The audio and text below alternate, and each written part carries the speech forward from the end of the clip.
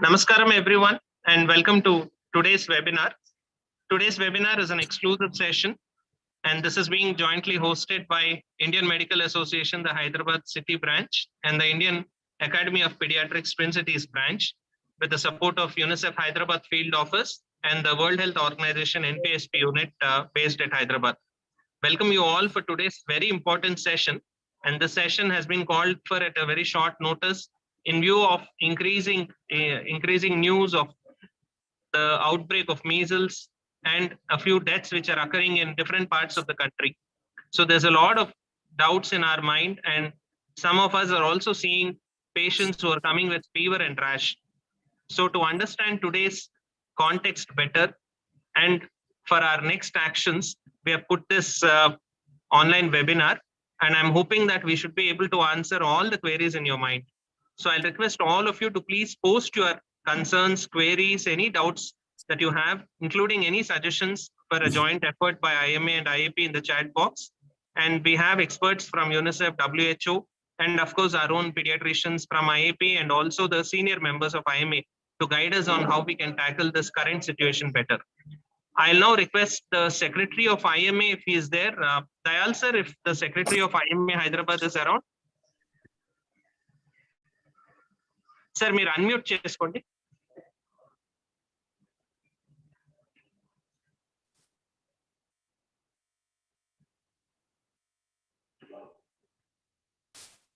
I think you're not able to unmute, sir. Just give me a minute.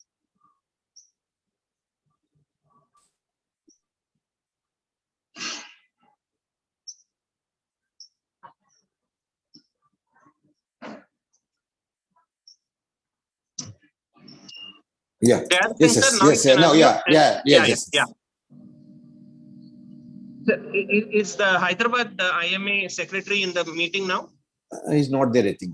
He's not there as yet. All right. Yeah. So we'll proceed with the inaugural remarks. I'll now request Dr. Dayal Singh, the president of IMA Hyderabad City branch, to please give his inaugural remarks. Over to you, Dr. Dayal, sir. Yeah. Respected DM HO Dr. Venkati Garu, IAPTCB President Dr. Bhaskar Garu, Dr. Sri Krishna Secretary, and Dr. Murari and Dr. Azhar, and all the esteemed members of IAPA, IMA, and all the doctors who are attending this webinar. It's my immense pleasure to welcome you all for today's very important and useful webinar on the topic of evaluation of fever and rash in the current scenario and action points. The aim of this meeting is to sensitize everyone to be alert and report any case of fever and macular rash in any age group when you are suspecting clinically, so that to the authorities who will take care of investigations to rule out the infection as a national strategic plan for achieving and sustaining the measles and rubella elimination in India by December 2023. I request every one of you to take this message to other colleagues who could not attend today's program and see that we contribute and help India achieve the goal of eliminating of measles and rubella by December 2023. IMA will take up vaccination of our children who have missed. Today, our free clinic at IMA Hyderabad City branch at Sai Baba Temple, we gave 23 measles vaccine by Dr. Bhole sir, our senior doctor, to the children of child care institution. This will continue doing it and help achieve the goal of elimination of measles and rubella by December 2023. Thank you, one and all. Thank you, Dayal sir. Now I'll request President IAP Twin Cities branch, Dr. Sunkoch Bhaskar, to give his inaugural remarks.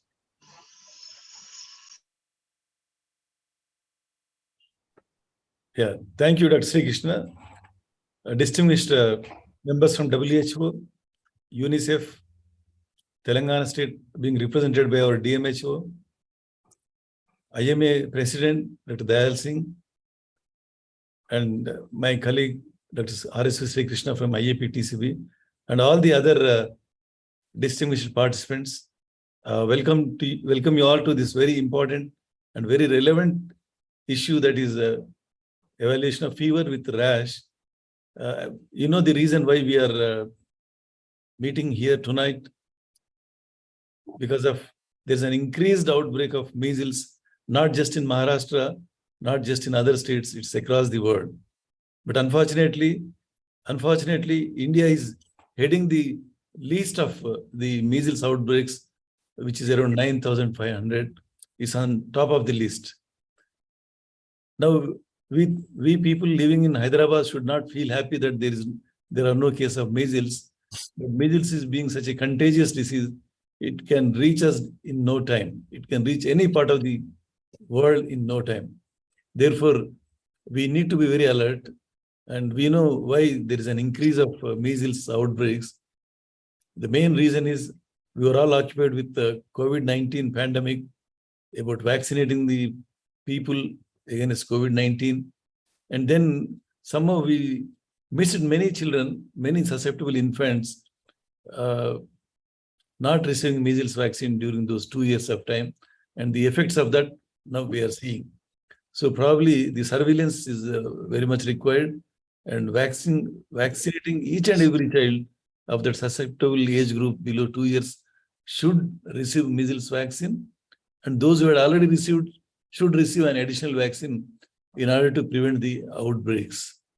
So with these few words, I am sure there are experts, and amazingly, Dr. Dayal Singh, being a dermatologist and a pediatrician, well versed with pyrexia with rash, we are seeing fever with rash of many other viral illnesses other than measles, particularly hand, foot, mouth disease, many viral infections with rash.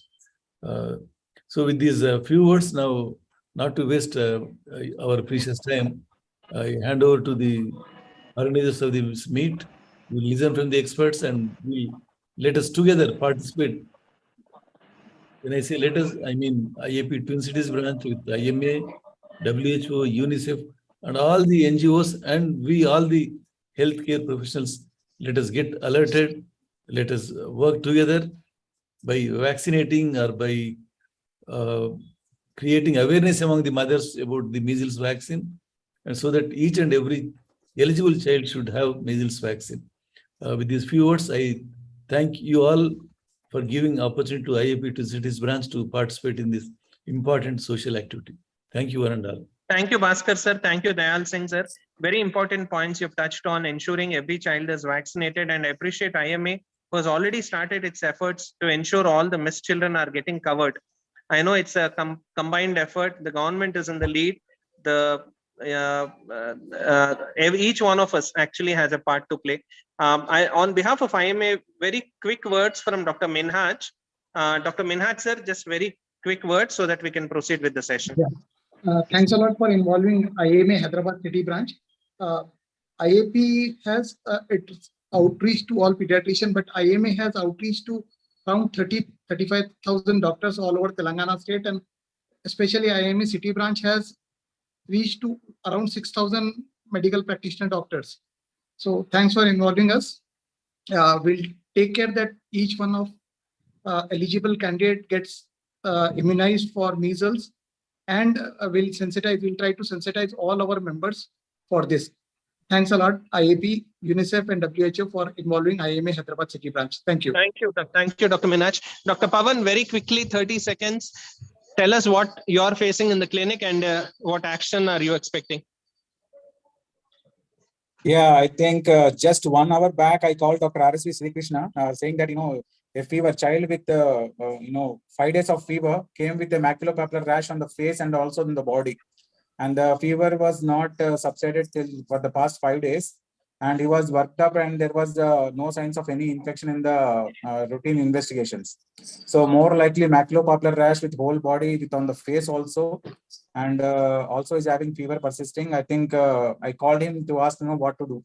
So he said that join the webinar and give his inaugural remarks and all. I think that is most apt time for me to. I told the parents that I'll get back to them. So I'm eagerly waiting for the experts to discuss on that and give a guidelines for the practitioner. Thank you, Pawan. We'll quickly go on to the session. Before that, I'll request Dr. Asha. Dr. Asha is the sub-regional team leader of WHO NPSP. Madam, we look forward to your remarks. Good evening. It is a pleasure and privilege for me to be a part of this August gathering. Like we all know, IAP is the lead partner as far as all our vaccine preventable diseases are concerned, and you have played a very big role in the polio eradication. Going on those lines, I'm confident that the government of India's next goal, which is the elimination of measles and rubella by December 2023, you will be a very major part. We are extremely thankful for all the support and contribution made not only in measles vaccination, which is ongoing, but also in the surveillance part, especially from the private sector, because unlike the government, all people with public health interest and devotion to the country would be reporting the cases because there's no value add to it when you are a private practitioner. So in spite of that, considering the good service you are doing, we are confident that we should be able to reach it very, very quickly. Now, I'll go very quickly. There are two, Dr. Murari and Dr. Azhar will be talking in detail about that. Two important take-home messages are for elimination of measles and rubella. The minimum requisites are besides the lab, national accredited lab, which we already have, and the linkages with the SDG goals. We need to have all children with the MR coverage or MRCV coverage of first dose and second dose to be more than 95% in the community. Now, most of it is almost achieved by Telangana, except in some pockets which we have come to know from our monitoring of routine immunization. So there is definitely scope for us for improvement. So I would request all the IAP members to ensure that every child who comes to you for whatever reason, please ask about the immunization history and make it an opportunity for you all to catch up on the immunization. The second point is surveillance. Now, surveillance post-COVID was pretty bad in our state. That has rapidly picked up thanks to the cooperation and hard work of everyone. And we are doing actually the second best in South India, which is something for us to be very proud of. So we are in line also, to be one of the leading states with leading districts who could be the ones to be eliminated of measles and rubella, because unlike polio, it is not going to be a countrywide or sub-region wise. Districts will be eliminated. So each one of us can work for that particular district where we are housed to ensure that, all children have got more than, up to 5 years at least, have got 2 doses of MR1 and MR2. And, our surveillance, we report all cases of fever rash, irrespective of whether it's dengue or chikungunya or Kawasaki or whatever it is. We are not bothered about the diagnosis. We have to capture all cases of fever rash, report it, get the samples tested, specimens tested to ensure that, until like polio, we test all the AFP cases and have ensured that there is no polio virus circulation anywhere. We have to continue to do it until we are sure that there is no measles and rubella virus circulation in our state or our district or our country. And for elimination, the minimum period is 12 months or more of polio, measles or rubella positive cases which would be occurring, and we should have to sustain that surveillance level up to 36 months. So it's a low hanging fruit, not very difficult for us to achieve at all, because the vaccine is very good. We just have to improve the coverage, and if everyone helps and supports with surveillance, it will be very, very easy. I have just come back after 10 days in Malappuram, where we are having a huge outbreak post-COVID. The number of children who were left out of immunization has come so much that in these outbreak areas, about 30 to 40% of the children are partially immunized or unimmunized. So that is the cohort of children we are getting out now. Because of 2 years, we have been accumulating all the number of children who are left out, and it's made a sizable number for outbreaks to start erupting. So it will start erupting in many places. We have very small pockets here in Telangana also, which we hope to cover up quickly. So with that, I think I will stop, because like we said, there are a lot of questions. And thank you once again very much for all the support. And we anticipate your continued support in the measles and rubella elimination as well. And let's join hands like we did for the polio eradication and make it very, very successful, and probably the first state in the country to eliminate MR. Thank you. Thank you, Dr. Asha. So for the information of all the attendees, Telangana state has been divided and based on the risk into high, medium, and low risk. Hyderabad is one of the 2 districts in the entire state which is categorized as high risk. And Dr. Asha mentioned that we should aim for Telangana being the first state to have eliminated measles rubella. And this is amidst her experience, madam, and we look forward to your experience of you having worked for the last 2 weeks and at the outbreak district. Now I invite Dr. Sridhar. Dr. Sridhar is a health specialist at UNICEF Hyderabad field office. He has extensive experience in the field of immunization, child health and maternal health, and he has recently joined our UNICEF Hyderabad field office. Dr. Sridhar, look forward. Yeah, thank you, Sri Krishna. Am I audible, Sri Krishna? Yes, yes, yes, Yeah. please. Thank you. It's an honor and pleasure to be in front of this August gathering.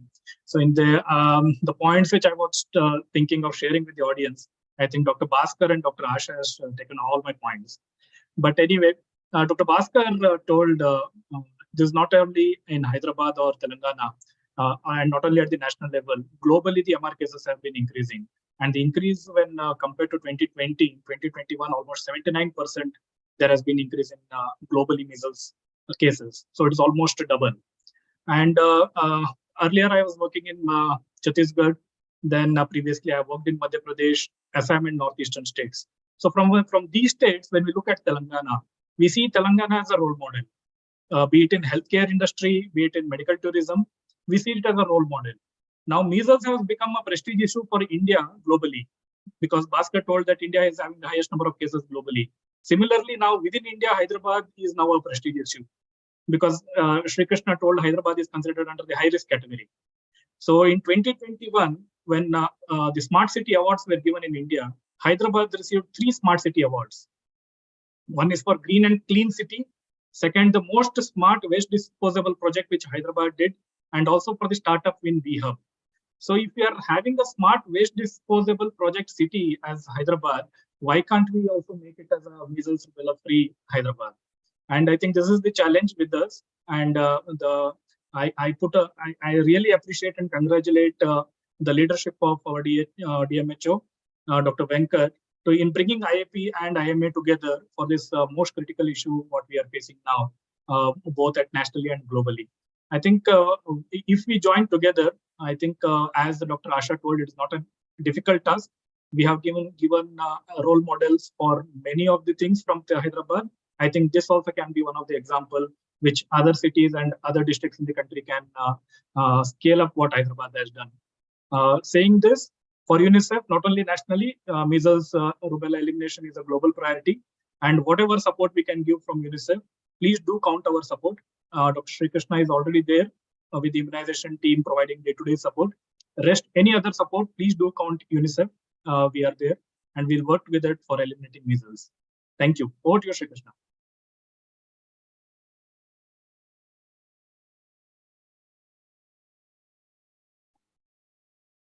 Yeah, okay. Sri Krishna, I'll take over.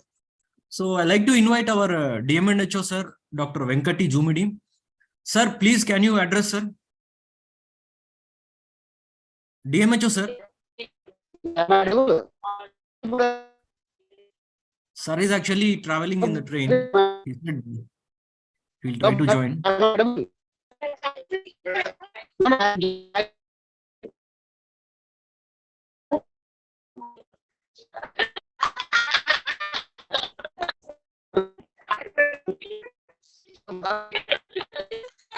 DMHO sir.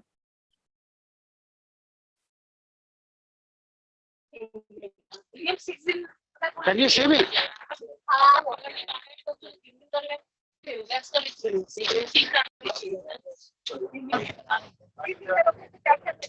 Hello, Yes, sir. Can you hear me? Sir, we are able to hear you, sir, but your bandwidth is very low. Try to speak, sir.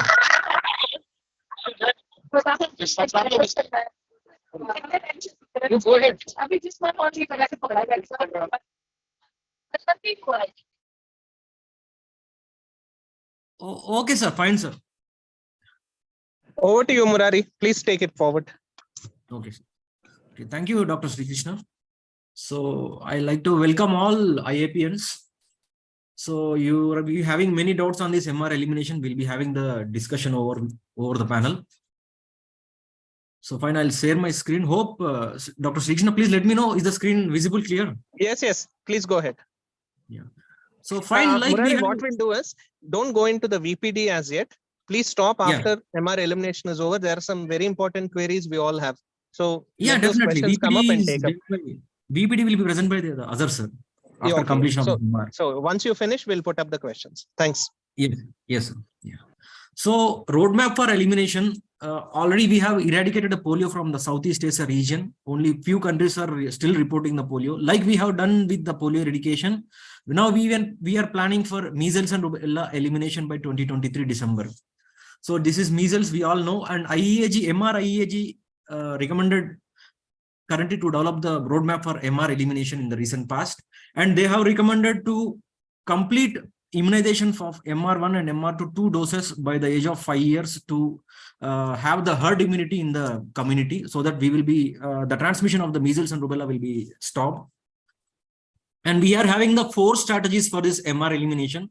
The first strategy is to have more than 95% of this MR1 and MR2 coverage in the community. So this will lead to herd development in the community so that there won't be any transmission. That is one of the main goal. And already state workshop has been done, and district workshops are being done. And we are even sensitizing our ANMs and ASHAs to identify the MR1, MR2 dropouts in the field by doing the house-to-house survey. And they will complete the immunization more than 95%. And my madam was just discussing about the same in the private sector also. If any MR dropouts are found with you in your clinics, please try to immunize them and make the vaccination coverage for MR1 and MR2 to more than 100%. So fine, we know our Hyderabad is having more migrant population, and our on-paper population is only 41 lakh or 45 lakh nearly. But off-paper, it will be nearly 1 crore or more than 1 crore. So we need more than 200% population, MR1 and MR2 coverage ideally. And we need to have sensitive MR surveillance. The second strategy for this MR elimination is the sensitive case-based surveillance for measles and rubella surveillance. So like just now, Dr. Pawan was discussing, if we have any fever rash case in history of rash since past 5 days, what should we do? So you have to notify that case to us. We are having the state pediatricians group. 2 groups we are having for state pediatricians. If Dr. Sri Krishna is also available, and all the pediatricians are admin in that group. So kindly post the child name and parents' address and phone number in that group, along with the 10-digit phone number, so that we will track the case and we will collect the sample. Or if it is feasible with you, so that our PHC people won't go and do multi-prick. If you don't want our PHC staff to go and do multiple pricks in the child house, so that he will come and complain to you, you will be prescribing normal CBP and normal routine investigations. If you preserve 1 ml or 2 ml serum in your clinic under refrigeration +2 to +8 degrees, that is enough. As per our DMHO sir orders, one of the PHC staff supervisor or ANM will be coming to your clinic, and they will be collecting the sample, so that he won't get disturbed at his home and he won't get complaint to you in your clinic. So this is a sensitive and timely case-based surveillance. Whenever you come across any kind of fever maculopapular rash in your OPD or in your IPD, please kindly let us know. Please post in the group, or you can WhatsApp me personally also. We'll track the case and we'll try to collect the serum sample and also throat swab. I'll discuss it in detail. This is the second strategy, case-based surveillance. Like just now, Asha madam was discussing, for a district to be considered as on track for elimination, there should not be any measles positive or rubella positive for a span of 12 months. And if this 0 status of measles and rubella positivity is going to sustain for 2 more years, yani completely 3 years of 0 status of measles and rubella positivity, but reporting should be good. There should be good reporting from the private sector. There should be good reporting from the government setup, and also Ayush setup. In the various setups, there should be good kind of reporting. As of now, I can say clearly, the fever rash reporting is mainly dependent upon the Nilofer, Gandhi, and other government setups. And I can say the private setup is bit weak in reporting. So now we are sensitizing you all. We are at the peak stage of this MR elimination. So by the end of the December, we will be covering the MR1 and MR2 vaccination coverage more than 95% as per order. And after that, we should not see any case of fever rash should be measles positive or rubella positive. So our reporting should be good. If it is positive, no issues. We'll do our public health interventions and we will close the case there itself. We will strengthen the routine immunization in that area, so that next case will never come positive in that area. And we'll continue the surveillance from that month of positivity to next 3 years continuously, so that the district will be allotted as measles and rubella eliminated. And if there are any outbreaks or if there are any positives in the field, we said we will give them, we'll do active case search to identify additional number of cases. We'll be providing the vitamin A syrup in the field, whoever is having the fever maculopapular rash cases. And there is accredited lab available in our Hyderabad city, that is IPM Narayanaguda lab. All the serum samples will be sent by our PHC staff to the IPM lab, both serum sample and throat swab as per the timeliness. I'll let you know the time. This is a DO letter shared by the government of India, where this 12 months observation will be done. If there is no case positive in this 12 month span from January 1st to December 31st of 2023, then that district will be declared as MR on track for MR elimination. And this zero status is continued for 2 more years, continuously, totally 36 months or 3 years. Then that district will be certified as MR eliminated district. So this is a DO letter from Government of India. And just now, Dr. Sri Krishna was discussing about this differential diagnosis. Even our Asha madam was mentioning, whatever the diagnosis is, if you come across any fever with maculopapular rash, irrespective of the diagnosis, please immediately post it in the group, state surveillance group for the pediatricians, or you can even post myself personally also. Let it be dengue positive. If the child has any maculopapular rash, please report. Let it be chikungunya positive IgM. Please post that if there is any rash of chikungunya. And rickets fevers are commonly presenting in your OPDs and IPD. If they are there, please post them. Other viral exanthems. Now, just now we were discussing about hand, foot, mouth disease, whether to report it or not. See, boss, if it is generalized and if it is maculopapular and you feel it can be measles, please report it. Whatever the case diagnosis is, even hand, foot, mouth disease also.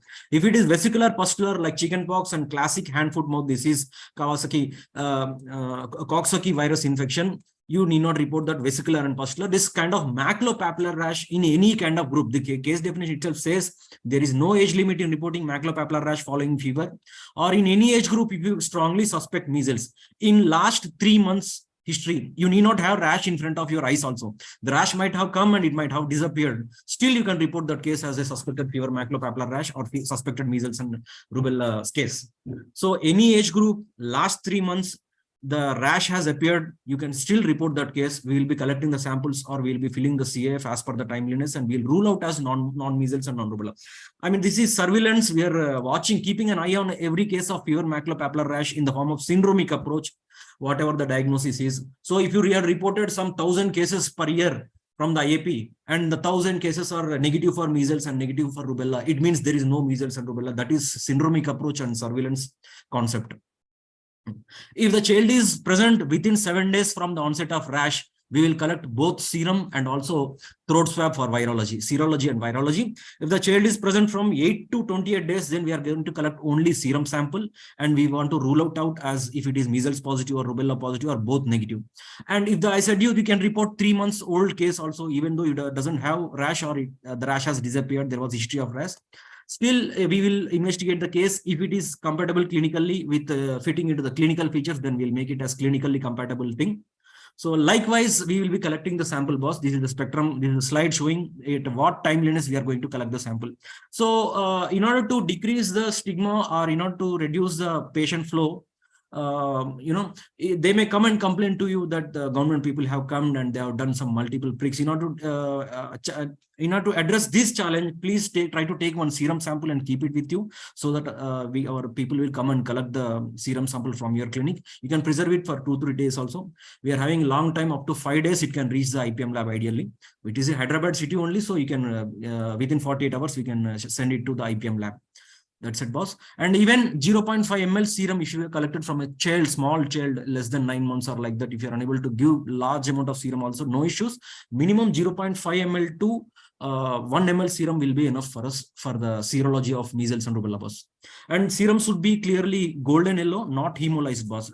This will not be, this will hamper the serology hemolysis process. At least light orange or yellow color should be there. This serum will be accepted by the IPM lab.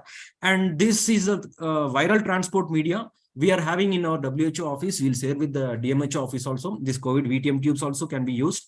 We are having this VTM tubes, viral transport media, we'll be sharing with you to collect the throat swab within 7 days from onset of rash. Okay, and just now Sri Krishna was telling 2 districts were made as high priority based upon the MRCV1 coverage and MRCV2 coverage, measles and rubella containing vaccine, nothing but. So these are the Hyderabad and Mulgu, 2 districts were considered as high priority, and the remaining 21 districts are the medium priority, and the remaining 10 districts were made as low priority districts, boss. And this is the timeliness of the government of India. It has made us to do state workshops. They have completed, and districts workshops are ongoing, and even district task force also are completed in most of the districts in the state. And now we are doing the review, And from first quarter of 2023, there will be some review meetings. What is the status of reporting from the private sector and government sector, various setups, whether there is good reporting or under reporting, and what is the reporting from the government setup, and how many cases were positive for measles and rubella, if any positive is there, any outbreak public health interventions were done or not. In first quarter they will be done, and in the second quarter there will be team visits from the government of India, and they will verify what are the indicators for this elimination, whether they are appropriate or not, what to do. And in the third quarter, there will be intensification of the activities in the laggard districts, the districts with poor performance, who are having measles positive or who are under-reporting. There will be mostly intensified activities will be done in the laggard districts first. And actually, Government of India is it wants to eliminate measles by 2020 itself, but meanwhile, COVID has come, and due to that COVID, this has been shifted to 2023 December. Okay, and Government of India is worried about this drop in MR coverage from 95 to 90% of this MRCV1 coverage, measles first dose, and measles second dose from 84 to 80%. This drop due to COVID immunization. You know, in the Mumbai outbreaks are also there was drop in MRCV1 and MRCV2 coverage. That's why they are seeing the huge number of outbreaks, and even deaths were occurring in the Mumbai because of this drop of the vaccination coverage over there. And according to WHO and UNICEF estimates also, there was drop in MRCV1 coverage from 95 to 89 and 84 to 82 MRCV2 coverage. So about this, they want to improve by the end of the December, and from January 1st onwards, it want to keep an eye whether if anything is positive for measles and rubella, any fever rash reported by the pediatricians and government setup everywhere. So this is a flowchart showing how we are going to eliminate stepwise, and every district will be under observation for 12 months. And if there is no case positive or measles and rubella are negative for all the cases reported, you know, we'll be having a target, a minimum 2 cases of fever rash should be reported per 1 lakh population in the state or district. I'll show you that statistics also. So if with good reporting, more than 2 cases per 1 lakh are reported and measles and rubella are negative, then that district will be considered as on track for elimination. Okay, and if this is sustained for 24 months more, that is totally 36 months, then the district will be declared as measles and rubella eliminated district. Suppose in this 12 months span there is some measles and rubella positive, then we'll do local public health interventions, and we'll keep the district from the date of latest positive case to again 12 months to make the district as on track for elimination. But important thing is that more than 2 cases per 1 lakh population should be maintained. NMNR discard rate, this is non-measles, non-rubella discard rate should be more than 2 per 1 lakh population should be maintained. Suppose even after 12 months, if the positivity is not positive cases have come, or we are not maintaining proper NMNR discard rate, then that district will be again considered for the next 36 months, and then it will be declared as measles and rubella eliminated district. So now some districts are already on track for elimination. Suppose I can show you this Jangam district. It's as per 2 per 1 lakh population, the district has to report 12 cases per 1 year. And as per 3 per 1 lakh population, district has to report nearly 17 or 18 cases per year. It has reported nearly 14. It has reached the target of minimum 2 cases per 1 lakh. So 12 के जगह वो 14 तो report किया है, and there are no measles positives and there are no rubella positives in last nearly 12 months, and its NMNR discard rate is more than 2, that is 2.64. So this district, if it maintains like this for 12 months, this district will be considered as on track for elimination, and this is sustained for 24 more months, then district will be allotted as measles and rubella eliminated district. Similarly, I can show you Mulugu also. It is on track for elimination. Mahbub Nagar, it has rubella were positive. I can show you Suryapet is also having good reporting, 24 cases minimum to be reported target, and 25 cases were reported, that is 2.06 cases NMNR discard rate, and it has no measles positive and rubella positive. So this districts will be made as on track for elimination. Tomorrow our higher level authorities may ask when few districts can eliminate measles and rubella, or at least they can be on track. Why not the other districts, or why not the Hyderabad and Medchel and Rangareddy, where the huge migration population is there? Definitely this will be a challenge for us, but we need to overcome this challenge. There should be your duties to report these fever maculopapular rash cases irrespective of the diagnosis, so that we'll collect the samples and we'll evaluate whether it is measles positive or rubella positive or both negative. So this is going to happen. This is my presentation on roadmap for measles and rubella elimination. Over to Sri Krishna. Any doubts for discussion?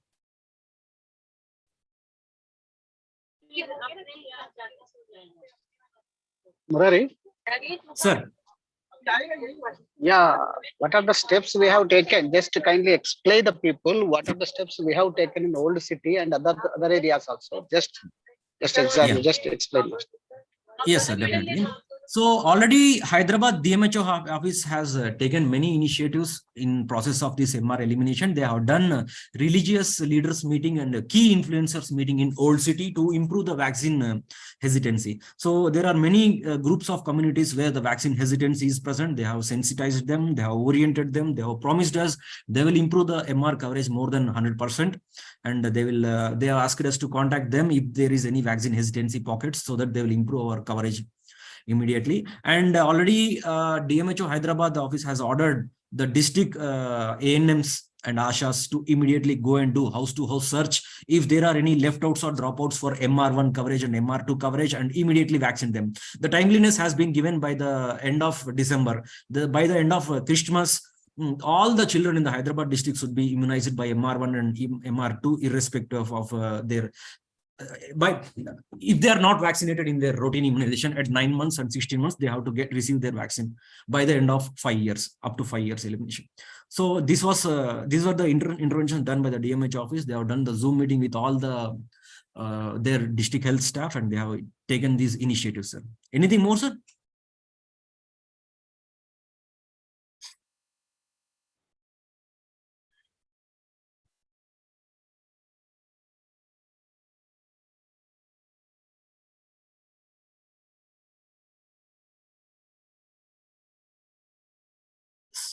Sir, you are not audible, sir. I think.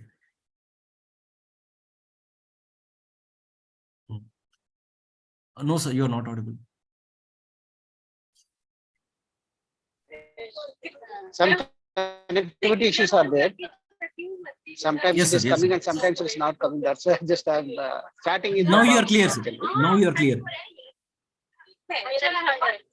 Okay. Good evening to all. The IMA President and IOP Secretary Sri Krishna and Sri Bhaskar Garu and Murari, Asha, Dr. Asha Madam, and also to Ajay. The Hyderabad, we are committed to eliminate measles and rubella. Definitely we are committed. Why? Because we don't like the word of Hyderabad is far behind. Hyderabad is not doing proper vaccination. Hyderabad people are not taking vaccine. Our old city people are not taking vaccine. Just we don't want to get that blame. So we invited the scholars and the scholars, bookies.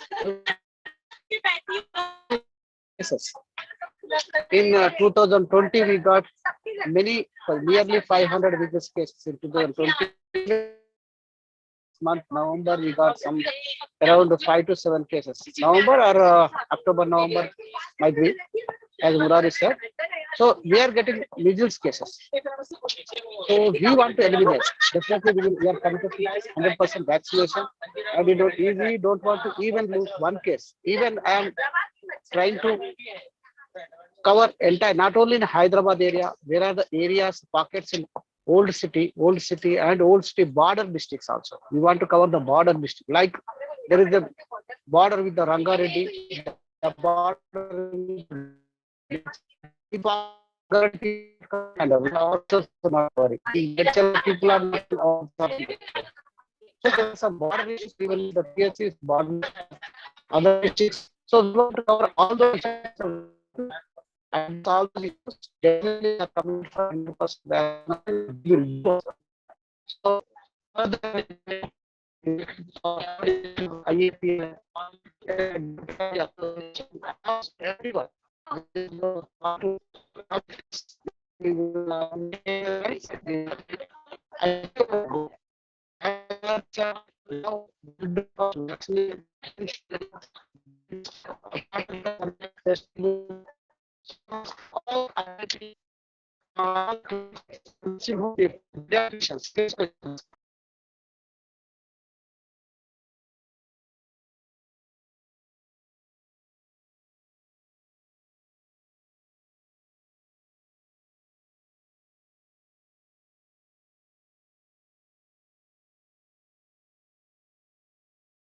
Yeah. Dr. Sri Krishna, I think sir has left. I think, my big appreciations to DMHO sir for joining even on a personal travel at this hour, despite the poor connectivity.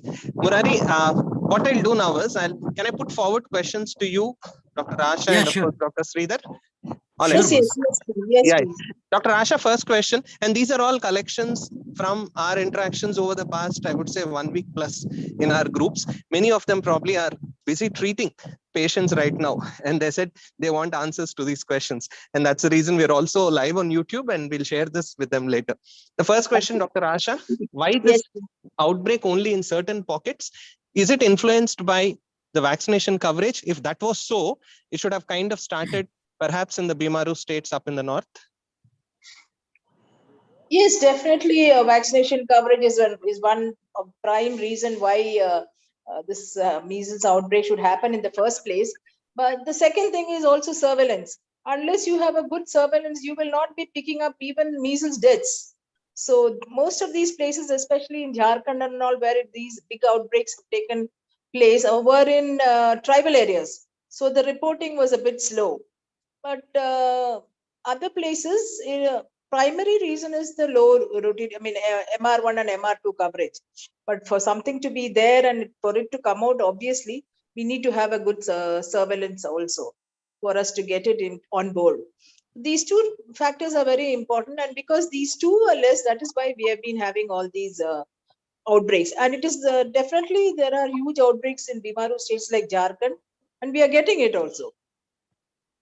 Right. Next question is socioeconomic status and religion influencing these outbreaks? Again, socio-economic status, like I said, the tribals are getting it more because access to immunization in those areas are very less. And also, they don't have the monetary capacity to go to the cities or to the nearby centers and get it in Jharkhand. If you take a place like Malappuram, there, it has got nothing to do with education. It has got nothing to do with poverty. Most of the families have minimum a car, they're wealthy, and all of them are educated. When we say religious, 75% of that district is Muslims, but not everyone is against it. There is nothing in the religion per se which says don't take vaccination. It is just personal beliefs that some people think, that there is a history that someone decades ago had taken some vaccination and then they had some problem with the weakness of limbs. So it is mostly, hearsay which goes on. And there are old people who are there who say that, okay, we have lived so many years, up to 80, 90 years, we have not taken any vaccination and there's nothing wrong with us. The other one more reason is the social reason, which we find like many of the fisher folks, we find the men go for fishing at night and they come and sleep during the day. So if a child is given pentavalent or any one of those injections, the whole day the child will be crying. So it disturbs their sleep. And then they get irritated and they don't allow the women to go and get the child immunized. So it's multifactorial. All these play a significant role in measles outbreaks. And like we know, measles is very infectious. So if there is an immunity gap, definitely it will pop up and we will be having outbreaks. And I think this is going to go for some more time because, we are still not able to catch up on the vaccination as quickly as we would like it to. So actually, even in the districts and states which are having outbreaks, it's not just one or two, it's becoming multiples of outbreaks are springing up. And Right. even in Telangana, we are having outbreaks with positives. Thank you, Even ma'am. this month Thank you. Lot of very useful points. In fact, it opens up the Pandora box. Next, very important question. DMHO sir, please go ahead. Yes, sir, Sri Krishna. Yes, sir. Yeah. So just Chepandi. Yeah. In Hyderabad, actually, we have to create a lot of awareness. That awareness should be it should be in a different ways actually. In religious, in old city area, still there are many people that doesn't know what is vaccination also even. Even many intellectual people, even they don't want to get vaccinated. Yes, sir. Yes, sir. Hello, am I audible? Yes, sir. Yes, sir. You are clear, sir. Hello? Yes. You are audible, sir. Clear. Awareness, bringing awareness and creating awareness is very, very much important. So this is one, and we have to think in different ways. Now, as we are thinking, we to go to masjids, we to go temples, everywhere we will go. But we have to come. It should be a different program actually. Awareness, bringing awareness. Simply saying to going to them, it is not helpful. I'm thinking in different way, but we'll discuss again on awareness, how to Sure, sir. In create fact, awareness. yeah. That's the next question. I'll come to Sridhar after a little while. But Dr. Asha, some more questions, ma'am. Sorry to trouble you, but these are all answers that we are Please. looking forward to. It's our job. Now, We are yeah, happy to the see next that we question. move forward. One second. Yeah. Yeah. So the next question, why the deaths? See, we've seen that measles does come up like this, but why the deaths are occurring? Is there something with the virus? Again, I'm just putting forward whatever discussions are happening, like the flu and the COVID. Do we need to do some analysis on the strain or the virus, or is it more virulent now? Or has it always been like this? And suddenly it's just that media's attention and we are trying to notice information all around us. So the deaths are getting highlighted. Actually, speculation is always there. But now there are speculation. There are a lot of bodies of thoughts coming up, like, there's some variation in the virus strains and things like that. But we know from heritage that, once the immunity gap occurs, a sustainable cohort comes, and, considering this country and state has, if you take about even Mumbai, we have gone back a lot. So there's more poverty in many of these areas because many of them lost their businesses. Wage earners were not. It is slowly picked up, but then many of the children could be malnourished also. So that could be one of the causes. Also, it depends on their health-seeking behavior. So if they don't go immediately for health-seeking, we know they can get complications of measles and they can die. Deaths have not occurred majorly in any of the other states than Mumbai now. So we feel, with good care, we can save most of the children who are infected with measles. Even complications are much less in many states. So the next question, couple of questions are on the vaccine, ma'am. Yes. Would you still want to give? We have understood the outbreak response. One, Yes. I want you to tell us what is the rationale behind this, giving it only to a specific age group, when we know that it could affect even a 10-year-old, a 12-year-old, and on top of it, you're asking reporting of even adults with rash. See, when you're asking for reporting across such a wide age group, you're limiting the vaccination only to a very small segment. I'll tell you the practical problem which all the practitioners are facing. People are coming up and saying, we would like to be protected. This is what happened with COVID also. So the demand for vaccination will increase in those groups which are not eligible. So is there any scientific rationale for giving only to a certain age group? Second,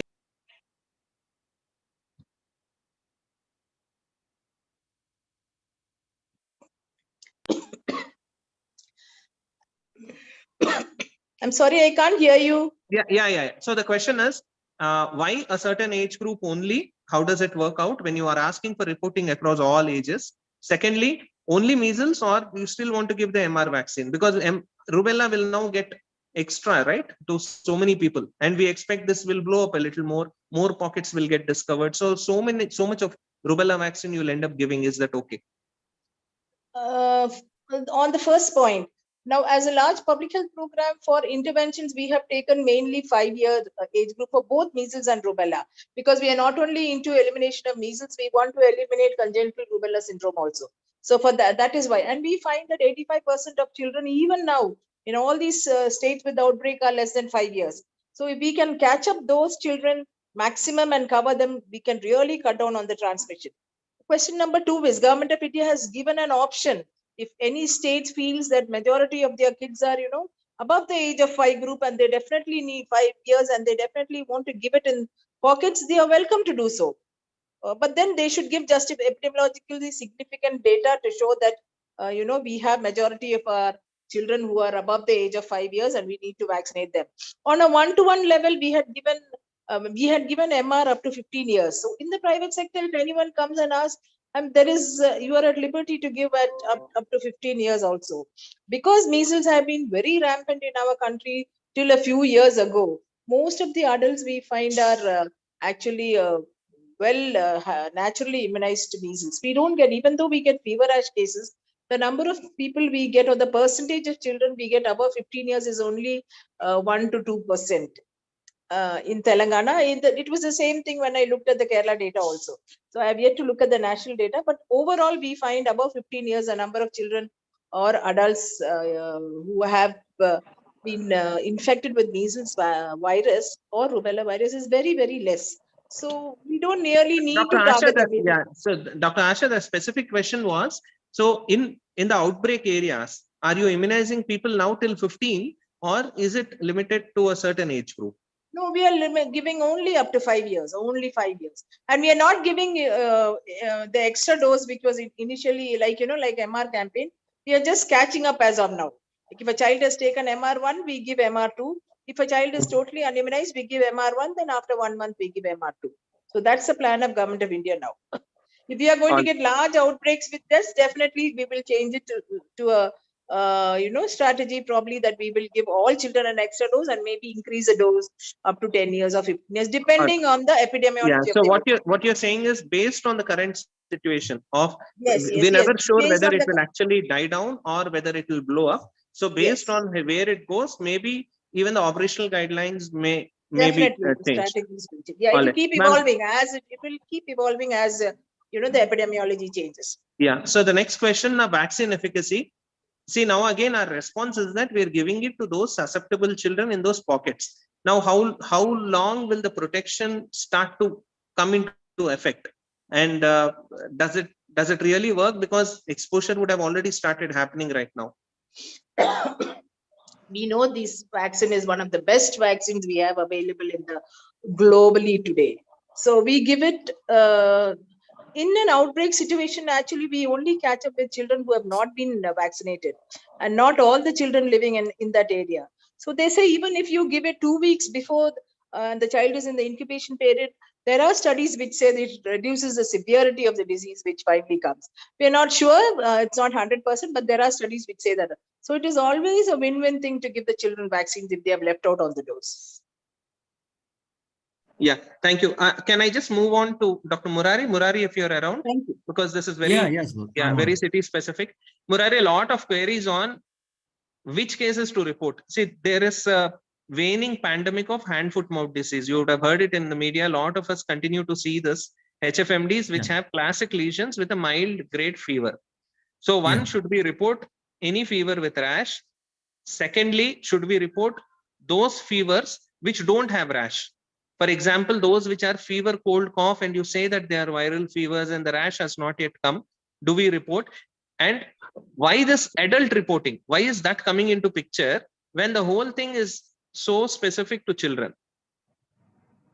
Yeah. See, we don't have any age limit to report this case, Dr. Sri Krishna, as I have previously mentioned also.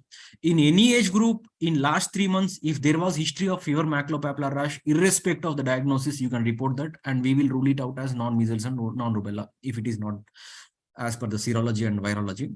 And second thing you were asking, if hand, foot, mouth, we even many pediatricians are coming across nowadays. When I visit pediatricians, they are telling we are having a pandemic of this hand, foot, mouth disease, whether to report it or not.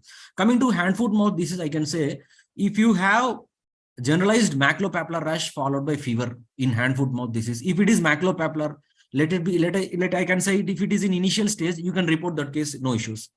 If it is classic vesicular and pustular, you need not report that, Sri Krishna.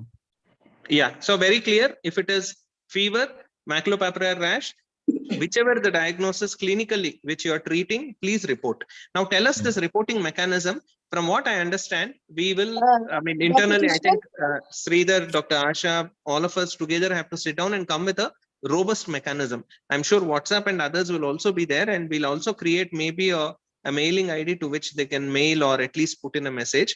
I totally agree with DMHO's sir's view that this has to be mapped to the local PHC, because the cycle has to be directly the reporting has to reach the person who then has to take action so that it becomes easy. So we'll establish that mechanism. But as of now, the suggestion from your end, our end, is that any fever with rash, there'll be a WhatsApp number to which the photo and the patient details will be sent right now. And as the pandemic, as the outbreak grows, hoping it doesn't, but if in case we see more of such cases, then we will come back with a much robust plan. Is that it? Yeah, yes, exactly. So I can And say, Dr. Sri Krishna, I'd like to add one more point. Yes, ma'am. One of the questions you asked was, why are you looking at adults for fever rash surveillance? Why Yes, not yes, yes. only children? Now, the answer to that is, when we look at a disease spread and to get the exact epidemiological picture, we need to take all age groups, because we need to identify if there is any age shift.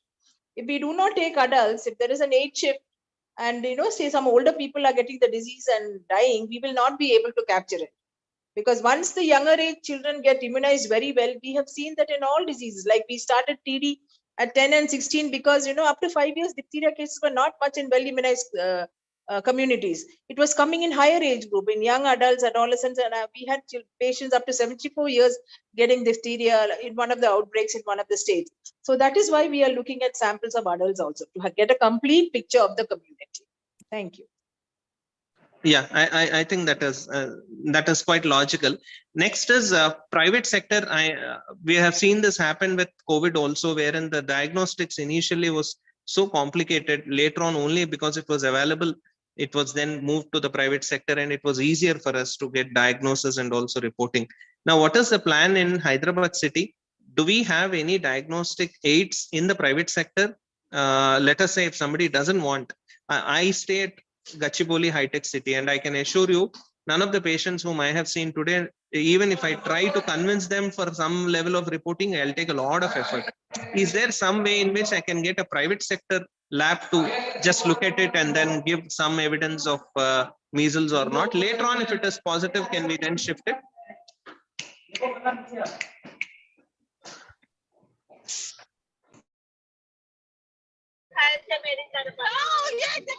sir, actually, we are having the IPM lab as a WHO accredited lab, sir. This is a national program, for AFP cases also, the stool sample will be sent only to Chennai, KGM. Okay, there will be WHO accredited lab over there. We have to send Any to private the labs, accredited Murari? lab only.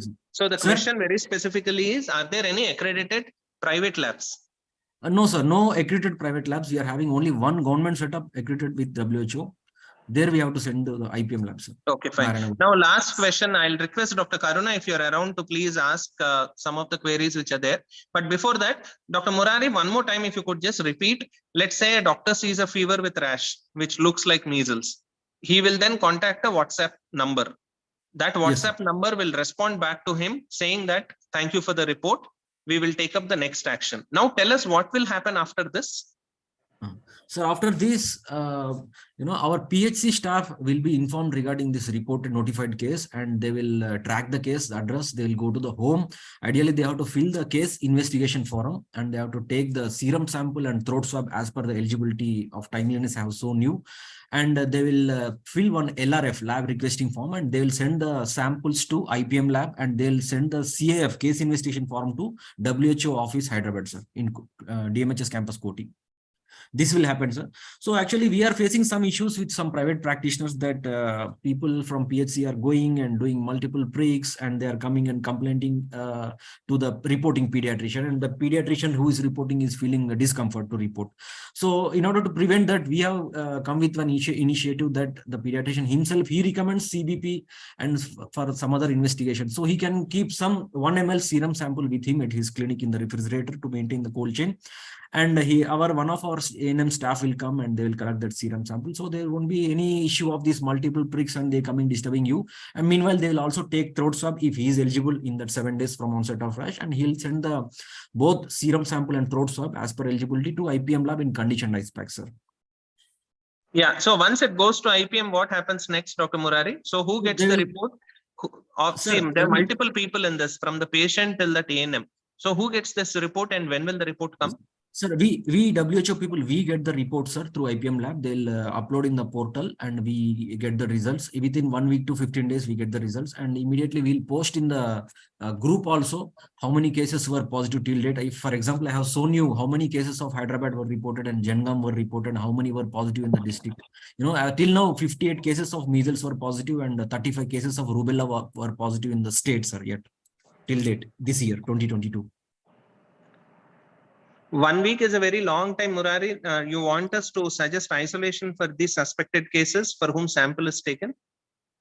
Sir, if you strongly feel it is maculopapular rash with measles suspected and rubella suspect, definitely you have to do it isolate, sir. You have to isolate that. If the child is reasonably well, if I may button, if the child is Yeah. okay and does not have any complications, the child can be isolated at home. It does not have to be hospitalized. If the child has any complications, only then the child needs to be hospitalized. So All you right. can Yeah. give the vitamin A and preventive medicines, and the child can be managed at home. Okay. All right. Is there any contact tracing as of now? Yes, yes, Murari. Yes. Sir, contact tracing, we will do, if any case is positive, sir, we will ask the ANM to do preliminary case search in that area. Any other more cases are there? If there is any clustering, then we are going to do public health interventions with active case search in that area. And we'll capture the other cases if they are positive, and we will give vitamin A to all the suspected children who are having maculopapular rash or more detected cases for the detected cases. And we'll do active surveillance and passive surveillance, 2 components, sir, if there is clustering. Active surveillance is we go taking the formats to the house to house through the support of ASHA and ANM. They will visit the house to for the other active cases. And passive surveillance is that we will sensitize the local area pediatricians or quacks or at some temples or Anganwadis if they come across any other cases which were like suspected cases, to immediately report us telephonically. So this active surveillance and passive surveillance we will do until the outbreak gets closed. If any case is not positive from the last reported case till 28 days, then we'll close the outbreak. This kind of public health information. DMHO, sir, any you want to add? Actually, any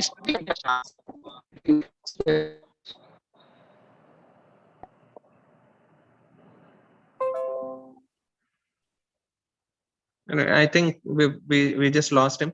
Now, just a couple of questions, Murari. Is there any plan to do any antibody titer surveillance, or you want to pick up some people and see if there are enough levels? Any such plan? Is there any evidence this helps? Sir, that is seroprevalence study, sir. That is done by the government of India with the support of WHO team. So it will be done whenever it is required, and they will do that. So I think you are aware in 2019 we have done the seroprevalence study for polio also to assess the serology for type 2, as we have shifted from trivalent to bivalent. They want to know the immune status of children regarding against the type 2 virus. Whenever it is feasible through ICMR support also, they are doing, sir, SPS seroprevalence study. Okay, all right. Dr. Karuna, if you're around, you had a couple of questions. Other participants, if you want to ask any specific questions on measles, rubella, please, please feel free to ask. There's a question in the chat box from Srikant. Dr. Srikant, is there any shifting of vaccination of MR between 6 to 9 months? I think he's asking about routine vaccination, or you can answer both, Dr. Murari. Yes, sir, definitely. The government of India has given us guidelines. If there are good number of cases which were positive and complicated in less than 9 months of age group also, then we can go ahead for the vaccination of less than 9 months also, sir. It has given, So but we don't have that many positive cases. This instruction will come from the government and from the DMHO, right? Yes, sir, definitely, sir. And once it comes, all pediatricians, should they be giving it? Because normally in the private practice, we give it, let's say at 9 months. Then based on your suggestion, we should change even the RI program. Is that what you're saying? Yes, sir. 10%. If more than 10% cases are positive less than 9 months, then we can shift the age transition vaccination, sir. Yeah. So the recent recent ACVIP guidelines are anyway indicating 6 to 9. So, right. Any other questions? Our Hyderabad per se don't have more than 10% positives in that age group, sir. So we need not go for that. In future, if we come across that, we may go ahead for that, sir, with the instruction from the government of India and state government, sir. As of now, it is, if I may, as of now, it is only for outbreak areas. And for routine immunization, it has to be a totally different policy decision. So that we have not come anywhere near that. We are still, up to 6 months to 9 months, only we give in places where there are more than 10% children who are involved in the outbreak. Yeah, thank you. Dr. Karuna, go ahead. Yeah, good evening, one and all. And I am thankful to government authorities, especially for communicating with us. And it's very now very comfortable for pediatricians to approach them. because one of the senior pediatricians was also having some hiccups in reporting the case because of patients. Sir, one thing like you all did for pulse polio, any chance of educating people through media or local popular people so that pediatricians also will not face a problem in reporting cases? Yeah, so I'll just answer that, Dr. Karna. So as an outbreak response, WHO, UNICEF join hands with the government, and it is actually UNICEF and government's responsibility to take up all advocacy and communication activities. You've seen it with the fractional IPV dose, the MR campaign, wherein we ourselves, both you and me and all the pediatricians, were involved very actively in along with UNICEF, and we had a lot of meetings, lot of advocacy activities. We reach out to the specific sectors where the uptake is poor. We hold religious leaders meetings, prominent key opinion leaders meetings. We go to their workplaces and then counsel them. We have a strong system of tracking and also seeing whether they are getting vaccinated after the orientation. So all these activities, I'm sure, will take place. It is just that it has not reached that stage as yet, but plans are being made. And like we've learned from COVID that we need to be better prepared to handle an emergency, and we are not, and this is a virus which is very, very contagious, probably more than even the COVID virus. So we need to brace ourselves up, and at the right time we'll ensure that this message goes out in a very scientific and evidence-based manner, either to specific groups or to community at large. These things will happen in due course of time. Yeah, thank you so much. As this is a huge work for all ASHA staff and ANMs and government authorities. Probably they should also cross-check the vaccination cards for other vaccines so that further diphtheria and all may not be coming up. Because one of the doctor radiologist who has done diphtheria case acquired diphtheria at the age of 35, as ma'am told. So probably the cross-check of other vaccines can also help. Thank you so much for the opportunity. Yeah. So I think we've reached at least a little closure on this. What I would suggest, Dr. Asha, is that we come up with a small FAQ. All these questions need answers, and those we've had probably 70, 80 people join us, but there are a lot more who will see this on YouTube later. But we have to put it in writing, and we can date it and saying that these are the suggested answers for these questions at this point of time. Because unless we put it in words, it is not going to be easy for us to have everyone contribute. And unlike other campaigns earlier, now you want every pediatrician and every clinician to start reporting.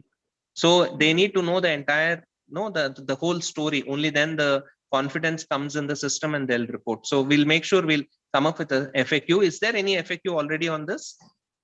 Yeah, we have a few FAQs in relation to immunization and MR specifically. Use it during the MR campaign, but we can work on it and definitely improve on it. I think it's a good idea to start now itself. So basically, it's the same questions that I've put probably, and we'll put it, we'll word it a little better, and also the answers will see that it's not very ambiguous, and this would be needed. As you start having more cases in Hyderabad, this document will be helpful, and also it helps in better reporting. So we'll work on that on priority, and then we'll ensure that this reaches everyone. So I'll pause it here. And right time for us to look at diphtheria and the others. And I'll now hand it over to Dr. Murari to very briefly, maybe 10 minutes, take us through VPD, one of the members from your team. Sir, one suggestion. Sir. Yeah, please. Minaj sir, please step in. Sir, one suggestion from me as editor of Telangana Journal of Indian Medical Association. I would like you to draft FAQ or something about measles and let all the doctors of Telangana know about it. We also have a bulletin from IMA Hyderabad City branch which goes to each and every practitioner. So something of that sort, if we get printed form, we can circulate it among doctors. Thank you, Dr. Minaj. In fact, that's a wonderful opportunity for us to reach everyone. So once we have this FAQ ready, we will try to put it into your journal and also the IAP journal. We release it in December end, and we'll have one special issue just on measles and the current situation. And we've seen it with COVID also, how things actually multiply and compound with days to come. So let us be better prepared. and also ensure information goes out to everyone, because the one who is not in this meeting is also as important for us as the ones Yes, here. sir. We need to work with them and also ensure we're looking at elimination and not just a simple outbreak response. Right. I think that's it. Shall we move on to the VPD session now? Yeah, good evening, Dr. Krishna. I'm Dr. Azhar. Dr. Krishna, can you tell me how much time is left? About 10 minutes for you, sir, on VPD. Okay, And, I will yeah. try to finish it as fast as possible. Yeah, I mean the current queries are all on measles only. Yeah, I So can this understand. is an add-on. We'll use this opportunity to just share information, but this is like the cricket of all sports. Fine. Is my screen visible? Yes, please go ahead.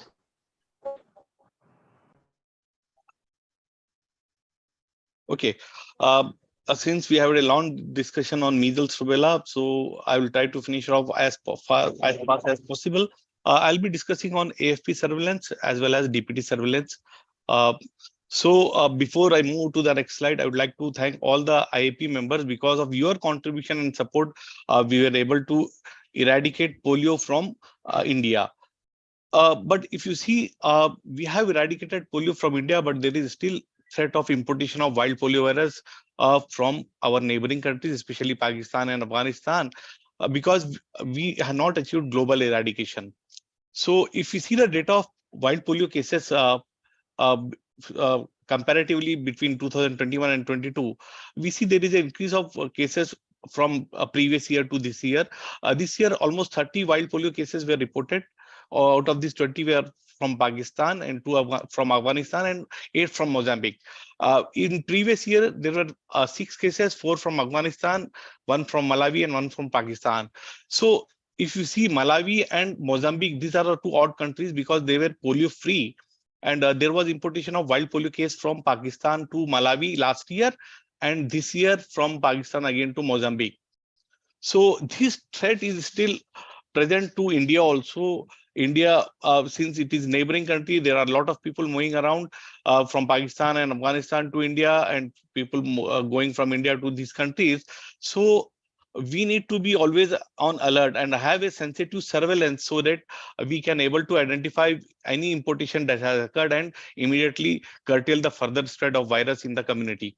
So if you see this slide, in this you can see there were only 2 endemic countries, Afghanistan and Pakistan.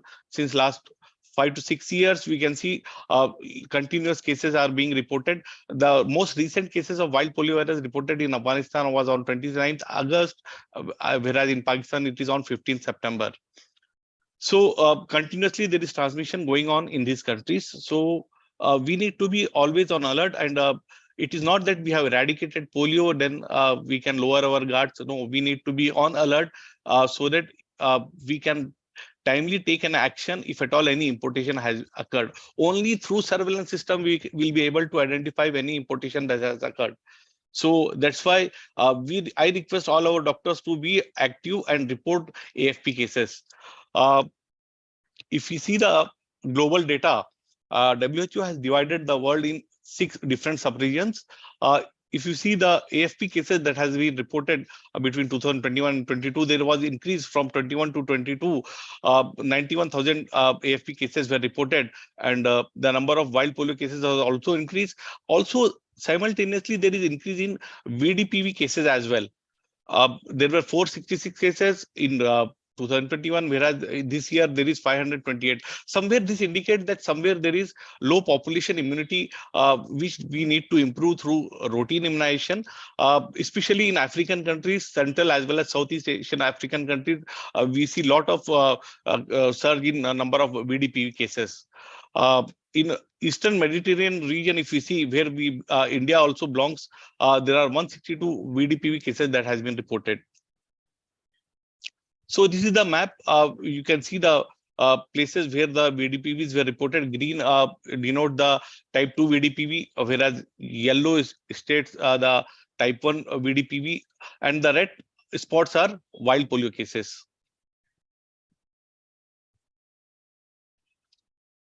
So this slide, this is the data of wild polio cases that were reported in India. India has all three types of wild polio cases, three strains, type 1, type 2, and type 3. In 1998, we can see all three were present in India. Later on in 1989, the last type 2 case was reported, and in 2010, we had last type 3 case, and in 2011, the last wild polio virus case of India, that is type 1, was reported. From since 2011 onwards, not a single wild polio case was reported in India. In 14, we were polio free. We have eradicated polio from India, but still we have a threat of importation. So we need to be on alert. If you see the data of various surveillance indicator, especially the cardinal indicator of AFP cases, we have seen that the AFP rate of India is somewhere around 6.4%. And also the stool adequacy rate, it is one of the cardinal indicator. It is also somewhere 88% for whole India. When we compare it with Telangana, unfortunately, we find we are at the lower end. The AFP rate of Telangana is somewhere around 3.34%. And the stool adequacy rate, it is somewhere 78%. We are not maintaining the global standard of standard for eradication. So these indicators indicate that our surveillance is somewhere very poor. We need to improve it. Our FP rate is almost half of India's, as well as the stool adequacy rate. It should be minimum 80%. And since last many years, our AFP rate is less than 80%. So this is this is the gray area where we need to look into and start reporting cases, because somewhere our doctors might have become very relaxed, taking into consideration that not a single wild polio case has been reported in India since last many years.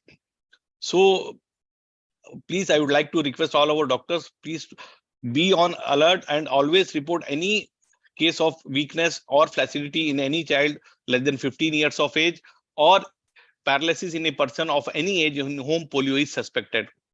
And also, I would like to request all our pediatricians, please report these cases irrespective of the clinical diagnosis. Whenever you come across any flaccid case, please do report it. Either it might be GB syndrome, transverse myelitis. Don't look into the diagnosis. Please do report it. Just take into consideration that we need not report any congenital anomalies, CP cases, spastic paralysis, or delayed developmental milestone, or orthopedic conditions. So apart from that, all cases, irrespective of their clinical status, if at all there is weakness or flaccidity, please do report it as an AFP case. So after AFP case, we would like to move towards the VDP surveillance, since polio eradication has opened a new to focus government on new VPDV diseases, as we have focused on eradication of elimination of measles, rubella by 2023. Simultaneously, we have even initiated VPD surveillance, which included diphtheria, pertussis, as well as neonatal tetanus cases. So surveillance, as we know, it is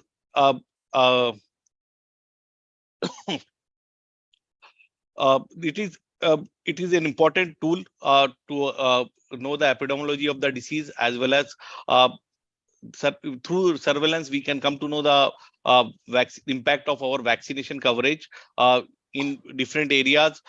And also, if we see the VPD cases that has been reported, it might vary from country to country because of difference in immunization coverage, their nutritional status, and population density. So we don't have a reliable data of India, so that we can, based on that, we can improve our vaccination strategies and ensure that we achieve almost more than 95% vaccination coverage. So for that, we need to have important surveillance data of VPD cases. So that's why this VPD surveillance was initiated. And also, if at all any VPD case occurs somewhere, it can trigger a public health response and control measures, so that we can curtail the spread of these VPDs to other areas, and also identify areas where outbreak is occurring. And also this will help us to assess the effectiveness of the prevention program that is going on, and also identify pockets of susceptible population, and also guide the vaccination strategies. We all know that DPT vaccine was started since the day the UIP schedule was since the UIP schedule we started giving vaccines.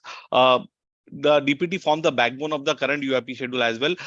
So detection of a single case of diphtheria means we are having susceptible child as well as population somewhere. And recent epidemic of pertussis in high income countries, especially the European as well as US, highlighted the need to have a better epidemiological data, and also we need to monitor the status of neonatal tetanus. So all this together, that was the reason why we have initiated the VPD surveillance, including these 3 diseases.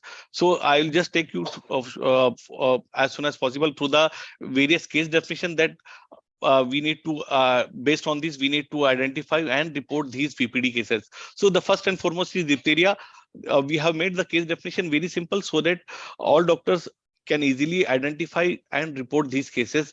A suspected case of diphtheria is nothing but an illness of upper respiratory tract, which is characterized by laryngitis, pharyngitis, nasopharyngitis, or tonsillitis, along with adherent membrane.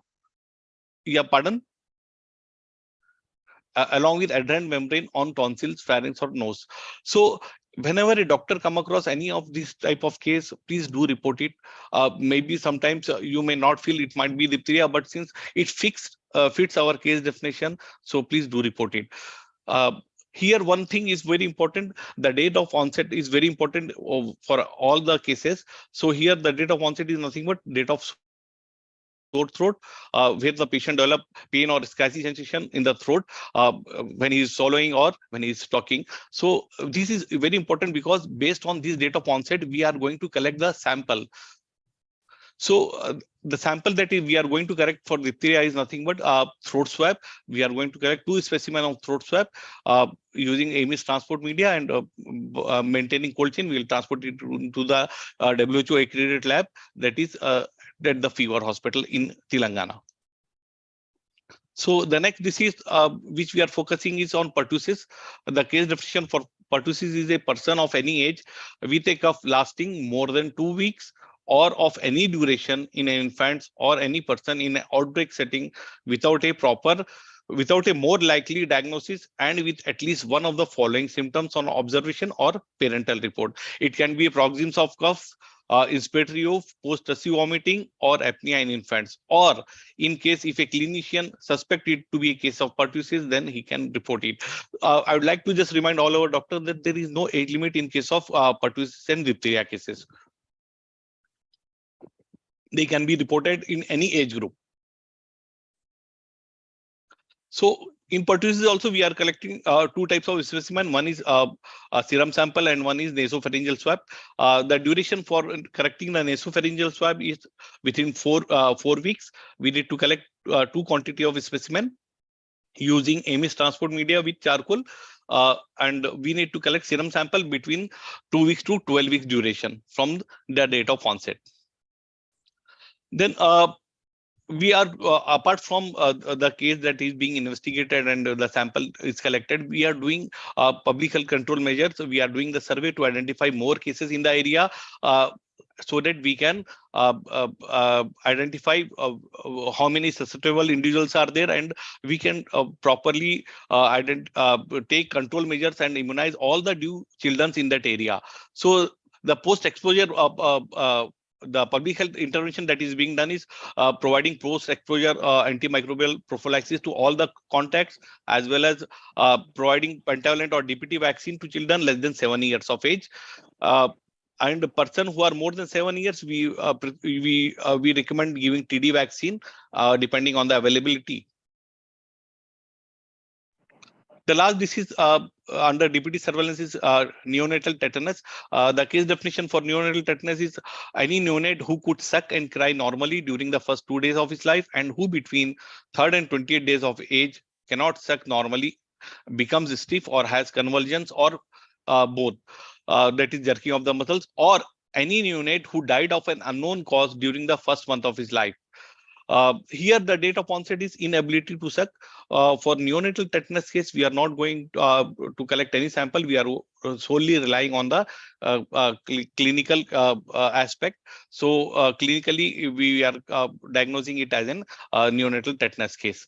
So if at all the doctor come across any of these cases, either it may be AFP case, measles rubella case, or a diphtheria pertussis or neonatal case, what he needs to do is he need to take down the name of the child, his age and sex, father name, detail, address, and mobile number of the father of the patient, so that it will be very easy for us to provide it to the nearest PSC doctor, and he can be able to go there and track that case in the community and in the field, and investigate those cases and take the sample. So that's all from my side. If you have any questions, any doubt regarding this, you are free to ask. Thank you. Thank you, Dr. Azhar.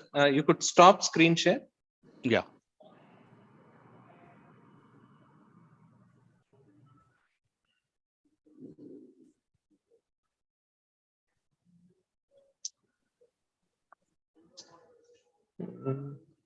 It's still coming on. Yeah. 1 second. Sri Krishna, Dr. Ranath wants to speak. I think. Yes, sir. I'll just invite you, sir. Senior pediatrician. Dr. Azhar, if you could stop screen share, we still can see the slide. Yeah.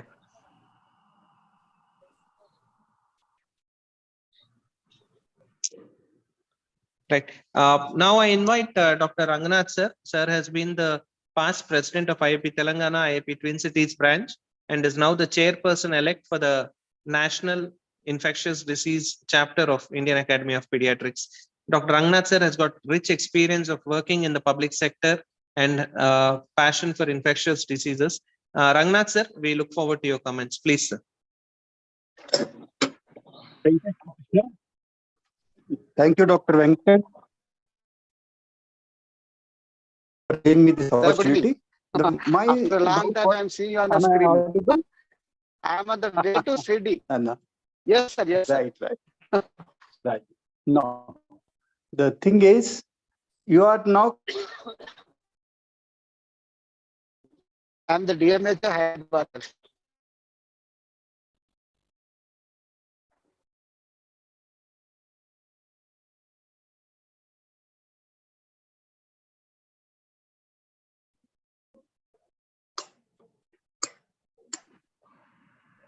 Ranganath, sir, please go ahead, sir. Pardon?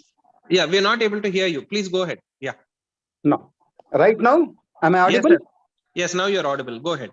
So the problem is, now you are concentrating on this. Will you be able to continue your AFP and DPT surveillance? Are you well equipped with the people to do that one? Sir, AFP surveillance, we are doing it since last 20 years. So no, that I know. No, that I know. That is not the question. Yeah. See, well, our nature, that means because I was in government and I know the things, and I worked right from PHC level. If you put the pressure on the same people, then it's going to be a little bit of difficulty. If you have made adequate people to be available to continue your latest campaign, then it will be a success. Fine, sir. You take more number. You take more number of people. Yeah. Than what you are doing with for AFP and DPT. Then only you will be able to be successful. Otherwise, it's going to be a problem. Yeah, fine, sir. If we see the AFP surveillance system, which we have already established, it has reporting a lot of cases of diphtheria as well as pertussis. And in Telangana, till we have started the DPT surveillance from April onwards this year. Until now, we have almost like 288 suspected diphtheria cases has been reported.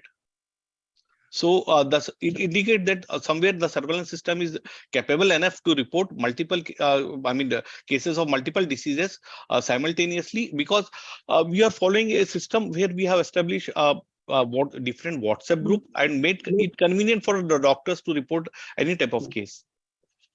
Let it be sent to each and every pediatrician. I think Sri Krishna will take care about that one. He should communicate about this surveillance of what you have planned, plus the previous one also as a reminder such that we can continue to report more. If I tell you the truth, you may be surprised. There are plenty of cases of pertussis that are being treated by the doctors, but they are not reporting. Diphtheria, yes, because it's a difficult one. Once they suspect, they may be, but the reporting pattern of pertussis is not yet that appreciable. Yes, sir. Totally agree, sir. But there is huge underreporting of pertussis cases pan India. We should be reporting much higher than this. But somehow, because over the age of 5 years or in older children, it's not a big issue. So reporting is somehow not catching up. So we are hoping it will slowly catch up. Now we are saying that once you are having a tuberculosis as the diagnosis, please try to rule out pertussis also. Yes. What the importance you are giving to the tuberculosis, the same thing has to be given for the pertussis, because pertussis is on the rampage. Underreported, very much underreported. Agreed. And the investigations for that are not that popular. So this is to be taken care. Yes, sir. We are trying our best to improve it. We have just started it in Telangana. Probably by next year, we'll be able to pick it up slightly more. It's improving actually, but not to the extent like AFP, MR, and diphtheria. It takes time. Yes. So there are cases of pertussis that are being managed in the hospitals. Yes. And pediatricians are also aware that pertussis has to be ruled out.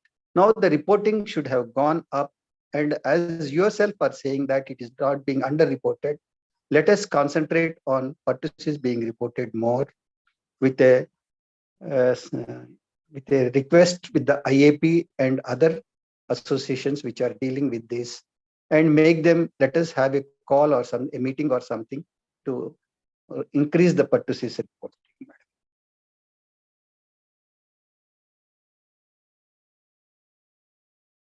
Thank you. Thank you, sir.